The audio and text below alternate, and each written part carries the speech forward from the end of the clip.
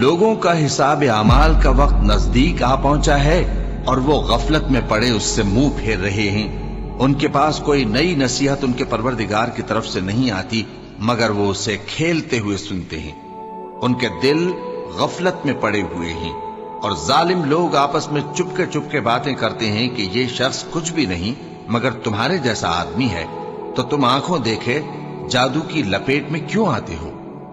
پیغمبر صلی اللہ علیہ وآلہ وسلم نے کہا کہ جو بات آسمان اور زمین میں کہی جاتی ہے میرا پروردگار اسے جانتا ہے اور وہ سننے والا ہے، جاننے والا ہے۔